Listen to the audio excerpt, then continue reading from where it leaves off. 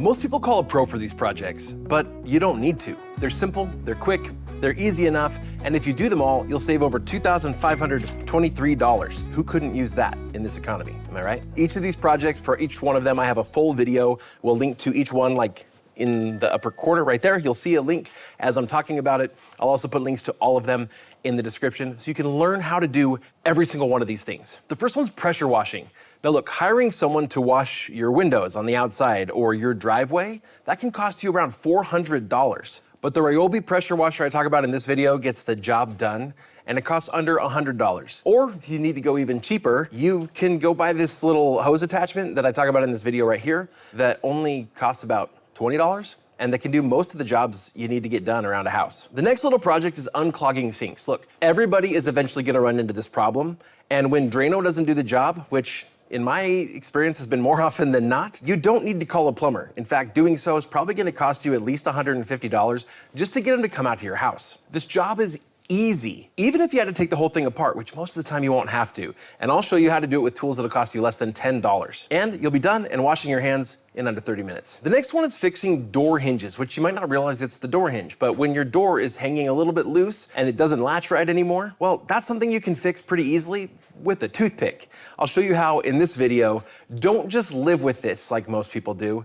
Fix it, and then your doors will be working properly. The next one is fixing broken sprinklers. You know, when you start to see those dry spots in your grass. I have friends asking me to help them fix their sprinklers all the time. And I really kind of wish they just knew how easy it was to do. Maybe I should just start sending them this video instead that I made for you. It only cost me a couple dollars for a sprinkler and a few minutes. That's way cheaper than calling a professional. And then you don't have to let your grass die while you're waiting for somebody else to come out. The next one is drywall repair. Now, if you have holes in your drywall, whether they're little tiny holes or bigger holes, you may want to pay somebody else to come out and do that for you because it seems intimidating. Or maybe you've got a lot of them to do because you're getting ready to move out. Well, you don't need to do that. You can actually do it super fast, which is exactly what I'll show you how to do in this video. It's a lot easier to make it look great than you might think. The next one is fixing your lawnmower when it's just not cutting very well by sharpening your mower blades. This is one people often don't think about doing, but it's actually super easy. In fact, more often than not, someone's either gonna take their mower in somewhere to a mechanic, or they're just gonna replace the blade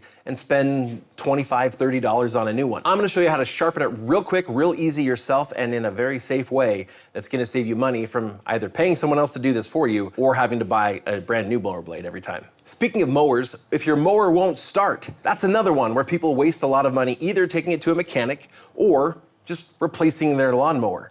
We don't need to do that. It's actually a pretty easy fix, which I show you in this video. Every time I see a mower or other small gas engine that won't start, it's almost always one of just 3 little problems, which I show you how to troubleshoot and fix. Just go check out the video. Okay, the next thing you could do yourself probably is fixing squeaky floors. But if you don't know what you're doing, this one can actually be kind of dangerous. In fact, there are a lot of videos out there that'll tell you never to do this yourself. But if you're thoughtful about it, the risk is actually very low. So I'll show you how to think through all of that and get it done in this video right there. The next project is upgrading your light switches. There are so many cool options out there. I recently upgraded 3 different light switches in videos.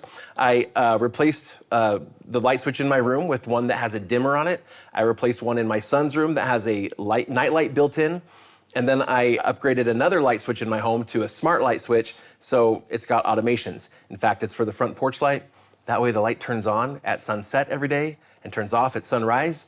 And I don't have to program the times or anything. It's just like, it's connected to the internet. It knows when sunset and sunrise are. It's pretty cool. If you need to replace a light switch or even an outlet, you don't need to hire an electrician to do that. It's a job you can easily and very safely do yourself. In fact, so easy, my 5-year-old could probably do it. I mean, I won't let him, but he probably could.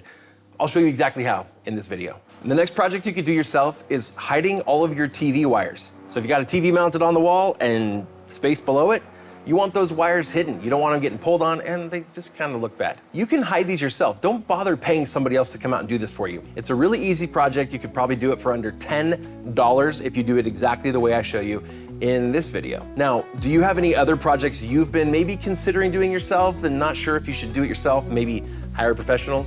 Well, let me know in the comments below, because there's a good chance I might make a video showing you exactly how to do that project yourself so you can continue saving that hard-earned money so you can use it for other things. Thanks for joining me today. I'm Rick, this is Fixter, and if you like this DIY kind of stuff and want to learn how to do more things yourself, So we're all about here. You'll want to subscribe to this channel.